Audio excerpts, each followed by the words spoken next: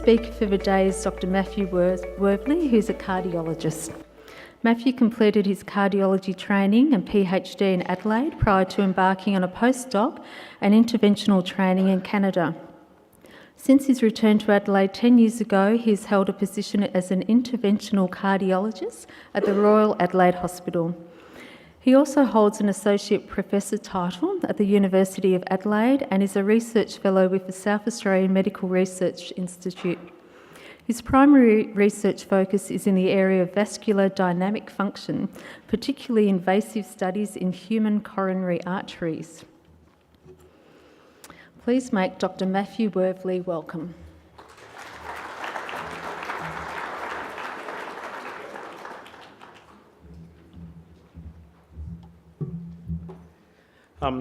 Thanks, Fiona, for the kind invitation, and well done for everybody for braving quite chilly weather to come up early on a Saturday morning to listen to the topic of diabetes in your heart. Most of you are patients with diabetes or loved ones of patients or people with diabetes, and so I've decided to try and target my talk a little bit on starting to define some of the terms that we use, and so it's an education process to understand the terms that we use when we talk about the heart, and I hope that it's informative. Some of you may know these terms, and I apologise, and you might find it a little boring, particularly those of you with a health background, but I thought that this would be beneficial for everybody really, because these terms are thrown around by health professionals and sometimes not defined, so I'm going to focus on that for today.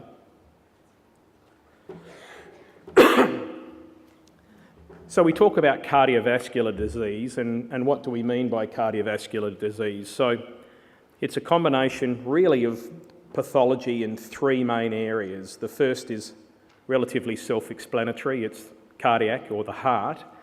Predominantly we talk about arterial disease of the heart has been the main thing that concerns us, and I'm going to explain that a little further later. It's also vascular disease in other parts of your body, and the two areas that concern us the most are vascular disease supplying the brain, and so you'll hear of terms of cerebrovascular disease or stroke, which concerns us, and then in the arterial system elsewhere. So this, I suppose, is two main areas. So in the aorta, which is the main vessel supplying blood to the remainder of the body, and you may have heard of things such as aortic aneurysms, and that includes that particular topic. And then peripheral vascular disease, so disease in the arteries supplying blood to your legs, which can lead to ulcers in your legs, and even in the most severe situation, gangrene and amputation. So cardiovascular disease we talk about as disease in three main areas: largely arterial disease of the heart, of the blood vessels going to the brain, or of the blood vessels going south, predominantly in the legs. So why is it an issue? Well, across the board, not speaking specifically of patients with diabetes, but across the board, cardiovascular disease is the biggest killer of Australians, claiming more than 48,000 deaths every year. I'm talking for about 35 minutes, and I think I've been allotted for 10 minutes of question time. Throughout the time that I'll be up here, 4 people in Australia will have died from cardiovascular disease. If any of you are going to see the Mighty Crows demolish Collingwood tonight, you beauty, look around the stadium. Adelaide Oval holds about 48,000 people, okay? So that will be the number of people that will die this year from cardiovascular disease. Claims 1 death every 2 hours in South Australia. These are numbers that are sort of mind-boggling. It's really difficult to quantify, or I find it difficult to quantify. But if you're going to the Crows game tonight, it's a scary number. So I want to refocus on what we mean by coronary artery disease. The heart is, just for a bit of education, as I'm sure some of you know, it's about the size of your fist. It sits in the left part of your chest.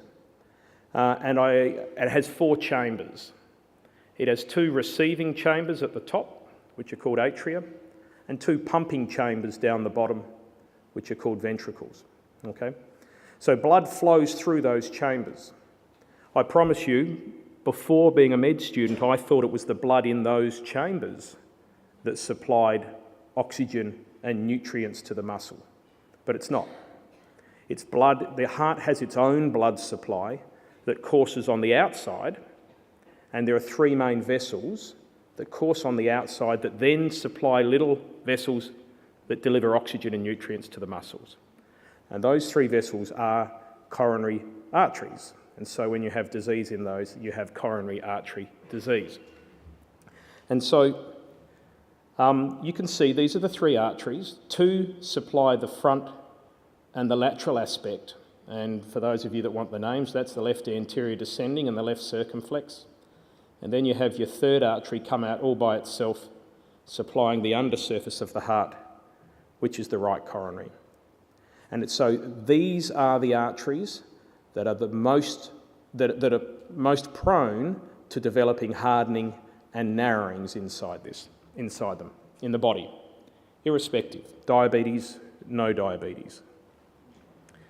So what are we talking about when we talk about narrowings inside those arteries? Is we're talking about fatty build-up and deposits inside the wall that, if extensive enough, can encroach on the lumen. So if you think about it being like a hose, okay, and then you think that the wall of the hose is actually becoming diseased and starting to block up. I sometimes tell my patients hardening of the arteries is a little bit like grey hair. You do get it as you get a little bit older, to some form of extent, but it's not a little bit that concerns us, it's when it's a lot. Because it's this arterial disease that can split and rupture and then form a blood clot. And that results in heart attacks. Heart attacks as a component of cardiovascular disease is the greatest killer of people with cardiovascular disease. So, heart disease as a component of cardiovascular disease, we've got heart, brain, legs predominantly, but the heart component of that is the leading cause of death for both men and women. So I previously quoted you numbers regarding all of the vascular disease and problems, all cardiovascular disease. 4 people during my talk will die of cardiovascular disease. 2 of those 4 will be of heart disease. Yeah? Okay. So we've spoken about the term of coronary heart disease. It relates to disease of the heart primarily focused or related to coronary artery disease. And so we've spoken exactly of what those are, those sort of hoses that run on the outside of the heart that deliver oxygen and nutrients. Generally there are some minor differences between these terms, but they're essentially interchangeable. So if people talk about coronary artery disease, coronary heart disease, ischemic heart disease, these words are generally interchangeable. Okay. A heart attack, because there are other components of heart disease, but specifically a heart attack will result in 1 death every 47 minutes. 1 death during my talk from a heart attack, 2 from heart disease, 4 from cardiovascular disease. Scary numbers. So I've decided to put in a nice picture, because it's all a bit doom and gloom. A nice picture to break it all up a little bit. I think this is quite a charming picture. This is Prince Wales Hotel, which is right down the southern part of Alberta in Canada. I managed to get there. It was a beautiful picture, so I thought I'd include it to make people happy after some sad numbers. So let's refocus now on why this is a problem for patients with diabetes. So I'm going to draw... Is there a chance we could put the lights down at the front, please? So I'm going to... A picture tells 1,000 words, is that right? Yeah. So I'm going to show a picture. So this is a picture of a coronary angiogram. So this is, I mentioned the two arteries at the front, one at the front, one at the side. And so this is the artery at the front, and this is the artery at the side. You see an electrical wire coming across the front of the patient's chest, which shouldn't be there. I should have moved that before I took the pictures, definitely before, if I knew I was going to show the picture. And you see another wire coming down here. Neither of those two are inside the body, you'll be very happy. These are on the outside of the body. This is a catheter that gets put into the body, and there will be somebody in the audience that's had an angiogram, almost confident of that.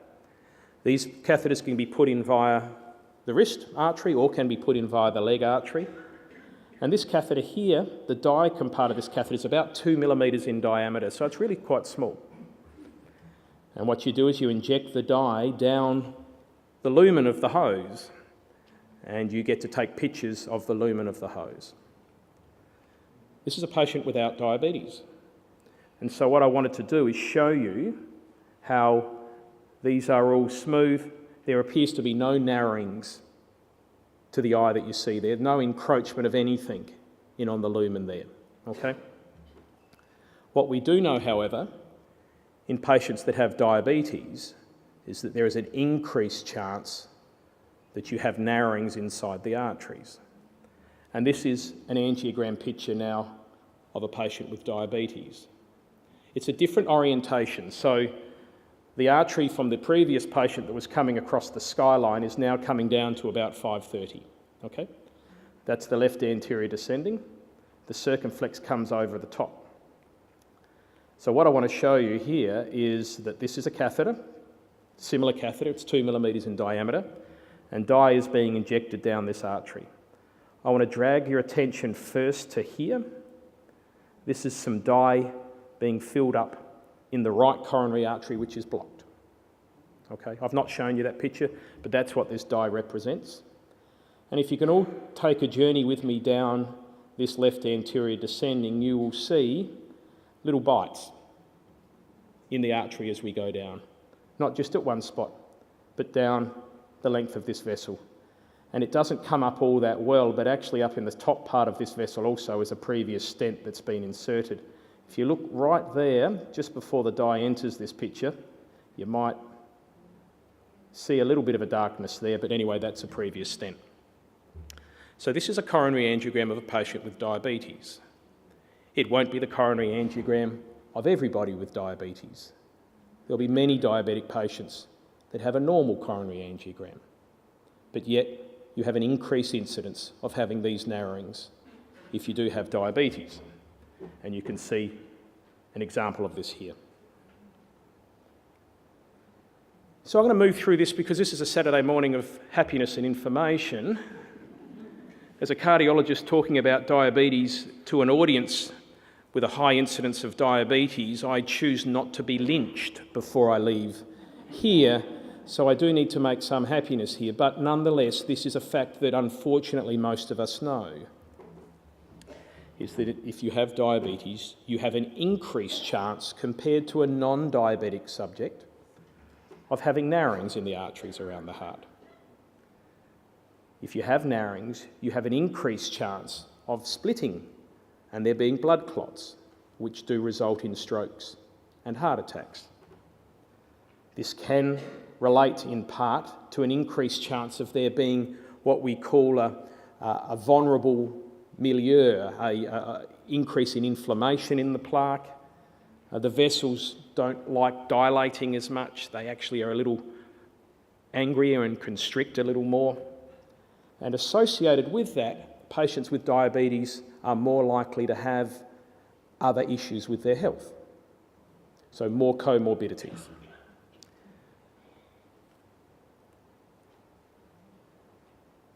Why? So if I could give you a succinct answer to that, you might have heard of my name before this morning.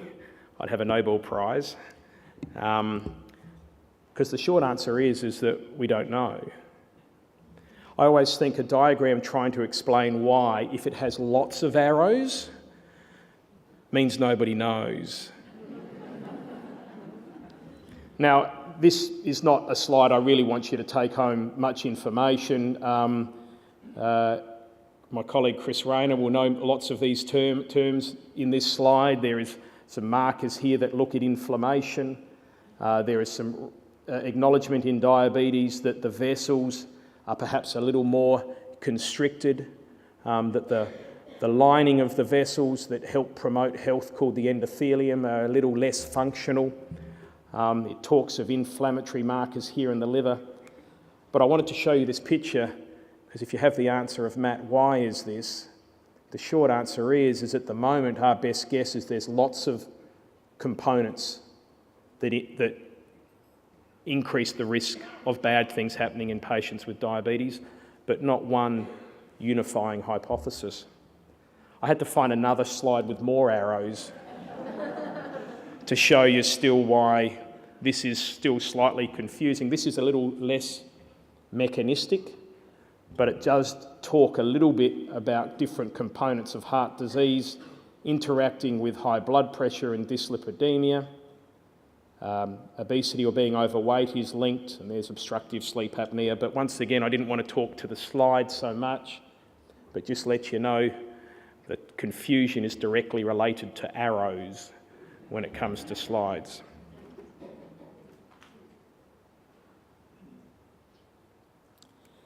This data is out of AusDiab, which I think was a great initiative now a number of years ago, which sort of I think was a bit of a stock take when it came to diabetes in Australia. And for me as a non-endocrinologist, it blew people's mind. You know, we thought diabetes was this in Australia, but it's not, it's more.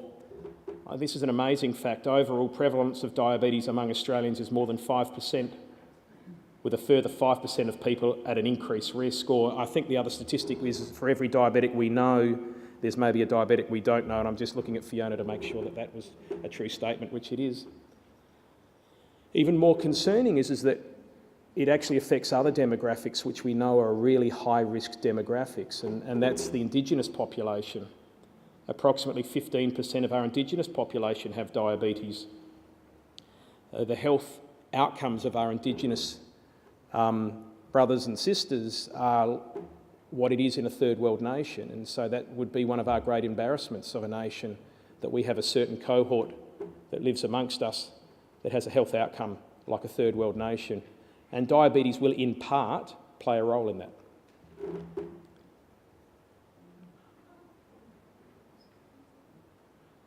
This is my last bad news slide, because I'm going to quickly move through after this, but we do know you're an increased chance of a heart attack. If you have a heart attack or stroke, it's more likely to be a larger one. And unfortunately, there is an increased risk of death from the heart attacks or strokes. If you've had one heart attack or stroke as a diabetic patient, you're more likely to have another, compared to if you're a non-diabetic. And the last thing is that diabetes, from a cardiac perspective, does lend you to be more likely to get benefit from a bypass operation in certain instances rather than a stent. But I'm going to move over from there, don't you think?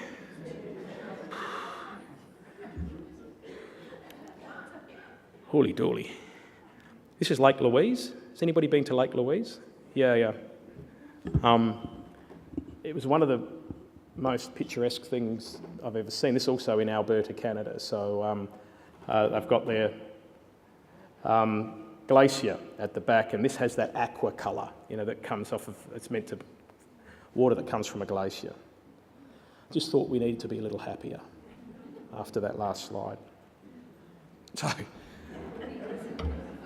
what do you reckon, huh? We ready for some good news?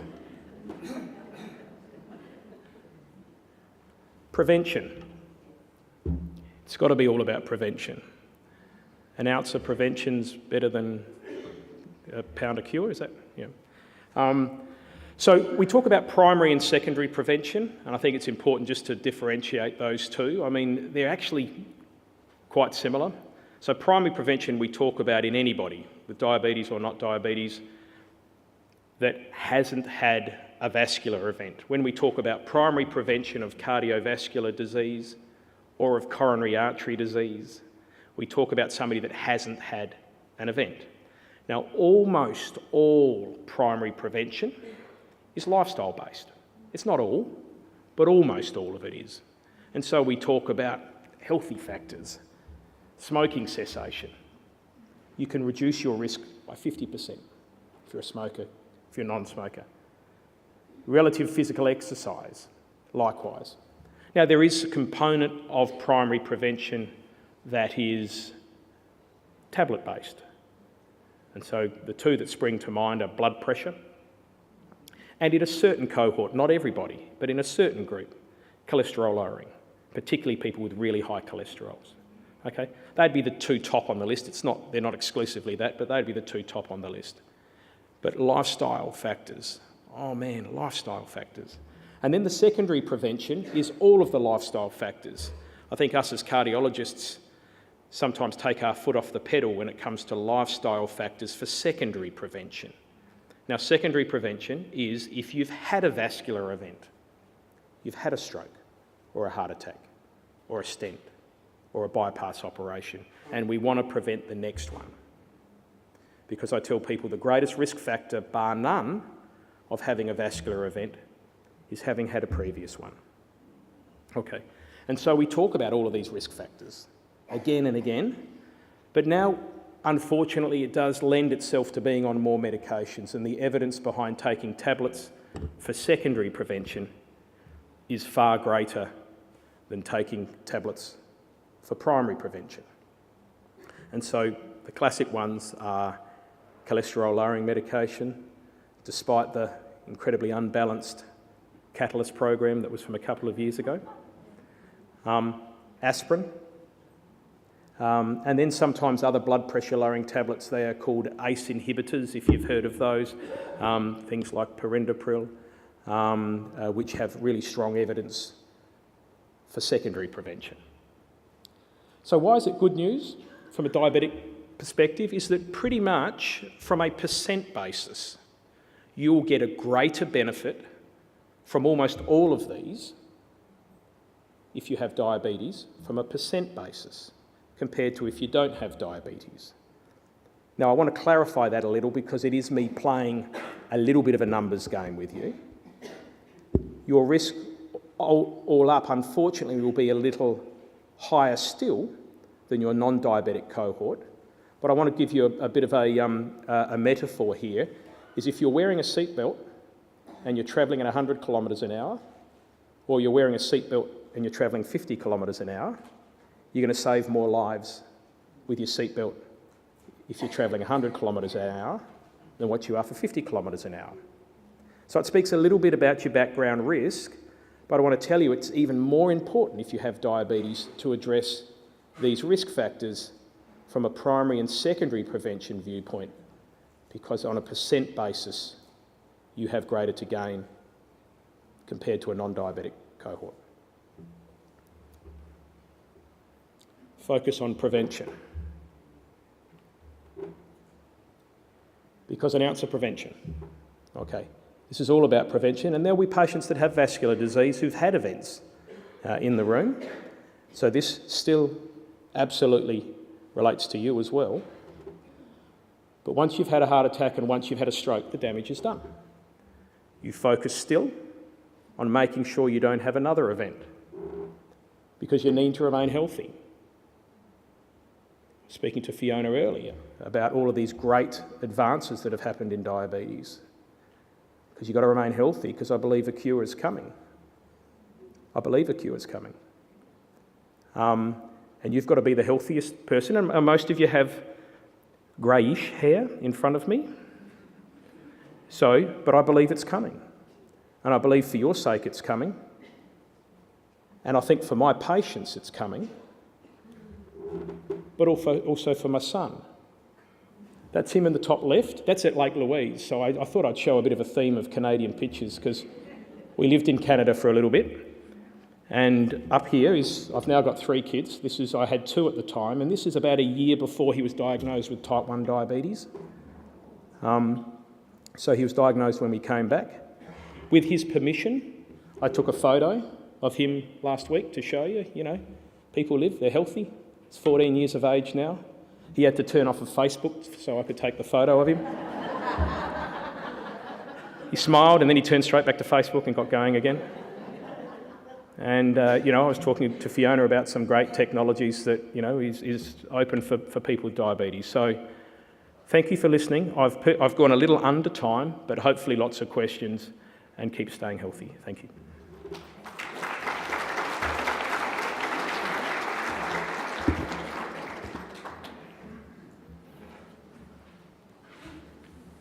We've got a roving mic, I think. Yeah, just bringing the mic over there. What do healthy people who die in old age, what do they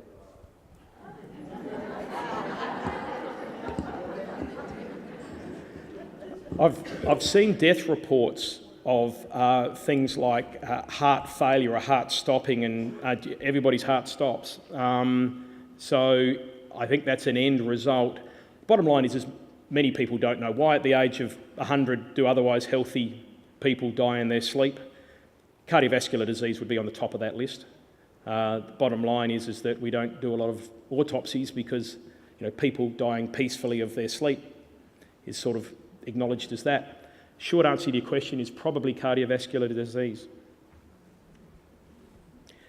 Age is one of the strongest risk factors. We've talked about diabetes, but age is the strongest risk factor. Having had a heart attack before or a vascular event before, and age. Yes? I lost my mum when she was 51 with a heart attack, but it was to do with her left ventricle. What basically would that have done? So you've got four main chambers, okay? When we talk about blood supply, you've got blood supply to all four of those chambers, but we really do focus in on the blood supply of the main pumping chamber, and that's the left ventricle. So right ventricle, left atrium and right atrium are really three under-recognised and poor siblings. The left ventricle is the big deal because it is the major pumping chamber.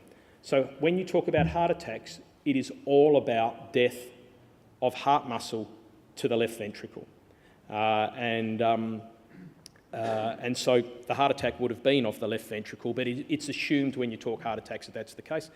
And I was speaking to the guys on the Heart Foundation desk out the front there who wanted me to remind you all that, of course, it's important as well, particularly for people with diabetes, to acknowledge that you do have an increased chance of what we call silent ischemia. So you don't always feel your chest pain. And that can be a really tough gig. If you're saying, well, we need early warning signs, we need to know to be very vigilant in regards to this. And if you have no symptoms at all, now you just need to be aware of your symptoms can sometimes be completely no, but they can definitely be diminished, and you just need to be very cognizant and aware of what's going on between there and there. Early warning signs are very important. She was coughing all this fluid up. Yep. And my dad put her in the car, went back in, get it on my knees, by the time we got out of the car. So the coughing up of the fluid is a bad sign. That is fluid on the lungs, which means that the heart's not working well. That's the term pulmonary edema, if you've heard of that term before, but that is a bad sign. Yeah. Lost someone with a heart attack like that, is that something that myself and my siblings, I mean, I went and had a check-up for my own peace of mind, but it's something that myself and my siblings. Absolutely. First degree relative is the main strength of risk. People debate a little at what age. If you have a first degree relative at 110 die of a heart attack, you think, well, maybe that risk actually would be longevity. You're probably of benefit rather than risk. But people debate at what age.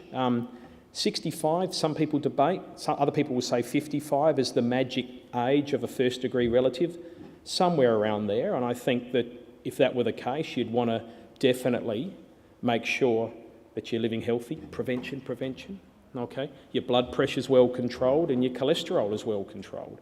And you'd want to get checked regularly by your GP in regards to that. But the caveat is probably almost irrespective of that.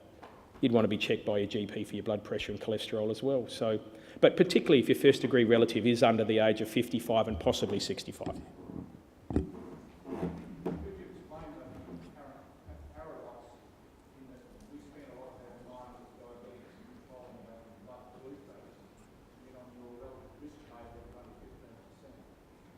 So it's a really hotly debated topic, and I think I'm understanding you correctly, is controlling glucose in regards to protecting your heart. That's the question? Yeah. It's a hotly debated topic. To be truly strict to the term, there's minimal evidence that strictly controlling your blood sugar will reduce your chance of having a heart attack. Okay, minimal evidence. There's some evidence, but minimal evidence. And for me, it's a topic not necessarily to be debated, because there's overwhelming evidence that it will protect your eyes, that it will protect your kidneys, and that it will protect your nerves if you control your sugar. And so I tell, if patients want to take me to task on it, tell me that controlling my glucose will prevent my heart attack, I say, well, strictly speaking, it's a little debatable. I actually believe it's true, but I can't look you in the eye and tell you I have definitive evidence to prove that. But the benefits are overwhelming in all of your other organ systems for it, not to be really an issue. You're going to be doing it anyway to protect all of your other organs. Yes. Could you give a bit more detail about how the cholesterol-lowering medication works on the body? More detail about how cholesterol lowering. Okay, so we have, first and foremost, the importance about cholesterol lowering. Doctors are very quick to talk about statins and drugs. Cholesterol lowering, the most important part of cholesterol lowering is watch what you eat. Okay, I think that's really important. And once again, I don't want to sound like the pin-up boy for the Heart Foundation, but there are great, and the diabetes websites will also have great information and education in regards to diet. This is the most important thing, which focuses in on one of two parts of cholesterol. One is what you put in your gob, and one's what your body produces. Okay, so minimising what you put in your mouth, very important. Cholesterol-lowering medications, the traditional cholesterol-lowering medications, or statins, focus in on your body's ability to produce cholesterol, okay? And it reduces your body's ability to produce. My rule of thumb that I tell my patients is that you take cholesterol out of your arm, 50% of what you take out of your arm you put in your gob, and 50% is what your body produces. And many of my patients with coronary disease are high producers, and so the statin medications reduce what the body produces. And so that's how they work. And they work via inhibiting an enzyme called HMG-CoA reductase, an enzyme.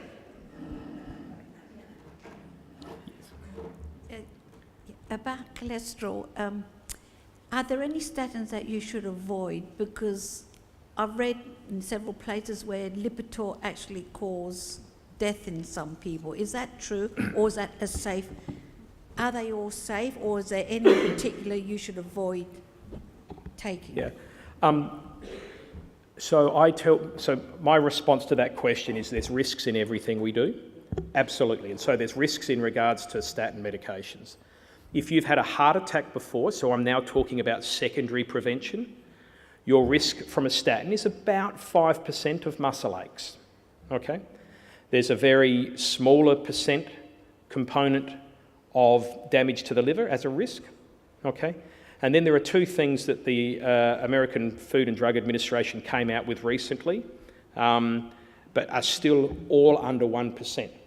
And they've come out with one that says that it can increase your blood sugars, and it can make your thought processes, your cognitive function a little declined. So these two things people have hooked in on. Okay? So all of these things, the most common, muscle aches, 5%. Other things, under 1%. Now let me balance it against a 25% chance of reducing stroke and heart attack. 5% muscle aches, which are reversible, 1%, 25%, okay, for secondary prevention, okay? And so therefore you put it into context. It's, you know what, people of the Catalyst program that occurred on ABC, there's somebody that's quantified the number of deaths that have occurred in Australia since that program has occurred, and I think it's in the thousands because people stop statins. It's not without its risk. Now what do we know is that I reckon 10, 15 years ago as doctors we used to throw it around a little more for primary prevention, for people with no established vascular disease that probably didn't need it. And so we've had to justify in primary prevention these medications, okay? But for the right person, for almost all people with secondary prevention, established vascular disease, and for the appropriate person with primary prevention, these save lives. These reduce your chance of vascular events by 25%, albeit with a small risk of side effects. Your question, is there a particular statin you should avoid? No, not really. These are generally these medications. There are some more potent than others, and if you need a more potent one, then you might be steered away from some of them to more potent ones. But generally, the more potent the medication, the higher the dose, the higher the side effects, generally across the board, okay? But generally, if you need it, the risks far outweigh the benefits in secondary prevention, and if somebody tells you otherwise, they don't know what they're talking about. Yep. Yes? Yeah, I tried statins, and all it really did was lower my HDL down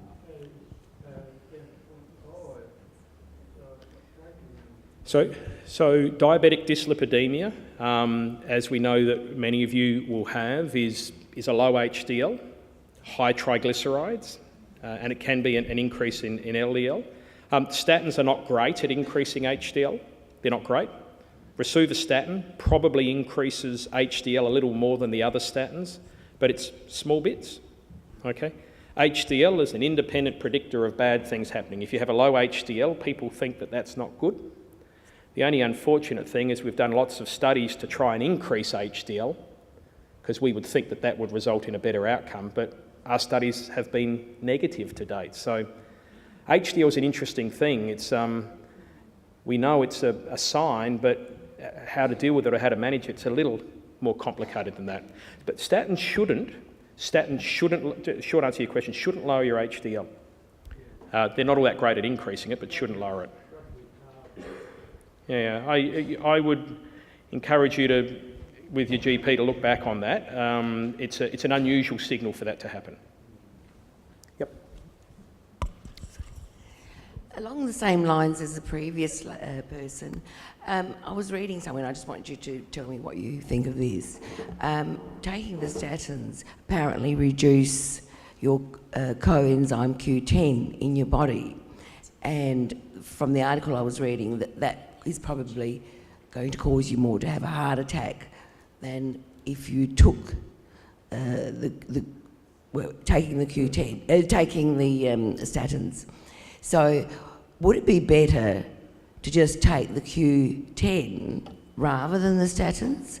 And what research has really been done that's authentic in that area? Short answer is there is an interrelationship between coenzyme Q10 and statins. There's no doubt about that. Statins, I'm sorry, I think I heard you say statins increase heart attacks without... Anyway, the short answer is in the right patient, to not be on a statin is like to not wear a seatbelt when you're driving.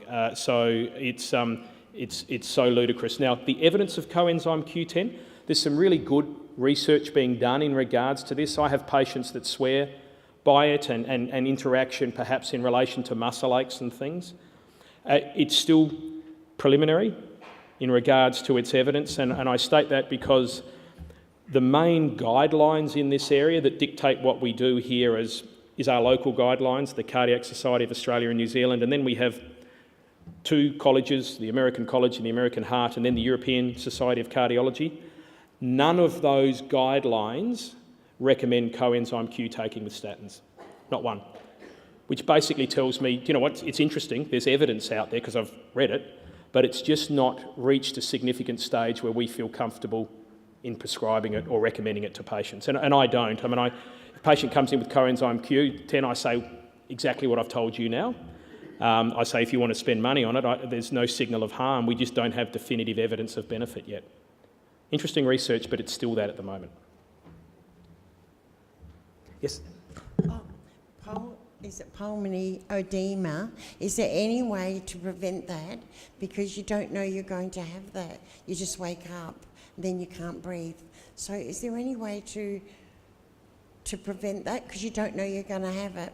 So pulmonary edema is a complex thing. It relates to your heart not working, and there's a number of reasons why it might not be working, whether your main muscle is poor in its function, perhaps from heart attacks, whether your main muscle's not working because your valves are not working well. Sometimes it's got nothing to do with your heart not pumping too well, it's your heart's very stiff and doesn't receive blood all that well. So there's lots of different factors, particularly in patients with diabetes, that can promote pulmonary edema. How to treat it is complex. Is to make sure if you've got any narrowings in the arteries around the heart, to deal with those narrowings. If you've got any valves that don't work so well, to correct the valves. If you've got a heart that's not pumping too well, to be on medications that help augment and strengthen pumping. These are things like ACE inhibitors and beta blockers, and then there's even the situation where you need to take frusemide, and there'll be patients in the room on frusemide, which get the fluid out of your system to reduce the chance of that fluid build-up. Generally, it occurs predominantly at night time for a number of reasons, one of which is when you're standing up throughout the day, your fluid deals with gravity, and so it heads down to your legs. And then when you lie in bed, what you have is the ability for that fluid to redistribute, and it can redistribute into your lungs. For people that's had pulmonary edema, I've been told it's one of the scariest things that can happen. And it is very scary, and your mum would have felt that. But it's complex, lots of different factors. Getting in touch with your GP, and a good cardiologist likewise can address those factors and to minimise it. But often there's not a guarantee to say that it won't happen again. Yep. Is there a relation between angina attacks and high sugars? And could the high sugar bring on the angina attack? That's a really good question. I don't think I can succinctly answer that. We do know that in people that have heart attacks that their sugars are high, okay? We do know the higher your sugar, the worse outcome as a result of the heart attack, okay? Some initial data looking at lowering, this is what I did some of my PhD in this, in lowering the sugars. Initial data thought that might be of benefit acutely. Probably follow-up studies have shown it's probably not of benefit. The issue is which comes first, the chicken or the egg? Does your sugar come first, then you have your heart attack, or does your heart attack come, which then gives you a stress situation and your sugars go up? Most people believe it's the latter, not the former. Yep. Once again, to speak to the point over here, what's the treatment for it? Should you keep your sugars well controlled? Yes. Yeah. So, yep. I was going to talk about, you go to the pharmacist and you're expecting a certain tablet to be given to you, and they give you a substitute. Now, I have had trouble with substitutes. Is there a record, or is someone looking into these things? It's really confusing, isn't it? Is that you've been taking a particular medication, and then somebody ticks the generic box, if you like, and then it comes back with a completely other name. What I can tell you is that the medications have a certain life of being on patent. So one company owns the medication for 15 years or so, and then what can happen is many different companies can make the tablet and they call them different names. Okay? But it is mandated that they must be exactly the same. It's mandated. So they can't make it with a different molecule or a different this or a different that. It must be the same. So, and I generally am a supporter of things coming off patent, or else we'd all be spending thousands and thousands of dollars on tablets. So, so do you know what? I don't debate. I have had patients like yourself say, well, I was on this form of rosuvastatin, let's say, and I was absolutely fine, and then I bought this company's rosuvastatin and I had a side effect. And I tell them, well, we're mandated that they must be the same, but if that's what you feel, please go and ask for that rosuvastatin. But I tell you, from a chemical perspective, it's a little confusing because they should be the same, or they are the same. Some of them are made in different countries. The one I had trouble with was made in India, and it wasn't until I looked through the papers that was given and I found that out. All I can tell you is, if there's a certain version of it that you like, you should seek that version. Thank you. Just last question over here. Thanks, Matthew. I just want to ask you about how about fish oil supplement rather than having aspirin? Is that antiplatelets as well? What do you recommend? They do have a blood thinning effect, fish oil, but for secondary prevention, it's not a substitute of aspirin. For secondary prevention, aspirin is still mandated in all guidelines as being a very good thing. Some surgeons, before you have an operation, will ask you to stop fish oil because they're concerned about the blood thinning effects, and that's reasonable. Can you take both of them together? If needed, yes. It's quite interesting. Fish oil on the Heart Foundation has mandated recently that if you've got vascular disease, you should be on fish oil or have 2 oily fish meals a week. I always state that to my patients because many of my patients, as many of you will, are on 1 million medications. And you know what, an extra fish oil is not what you want. But I just tell you, recently, as in over the last few weeks, it's becoming evident that the data behind fish oils is not as robust as what we thought. And in the last week or so, the Heart Foundation has just wound back its enthusiasm on fish oil. We don't think it's bad, but we just are not as convinced as what we have in the past. There's a study called the Strength Study, which we're recruiting for at the Royal Adelaide Hospital, which is specifically powered to answer this very question. So fish oil in high-risk patients, is it of benefit? And so we hope to be able to get some more definitive answers soon. Is there maximum amount you should take? Chris, can you help me out? Is there a particular maximum amount? I don't know is the short answer. I go 2 oily fish meals a week is what I say to my patients. And apart from that, I need to look it up. There are, because there are different grades, of course. There's more potent and less potent. I have to check my guidelines, I'm sorry. Yeah, there is some. But once again, I remind you that it's our enthusiasm has been wound back a little recently. Yeah.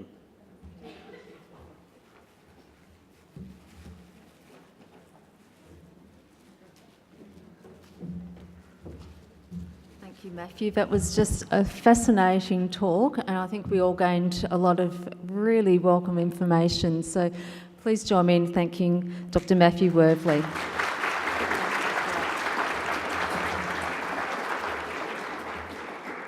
Aren't we so lucky to have such experts in Adelaide, and they're so giving of their time, so we are very appreciative.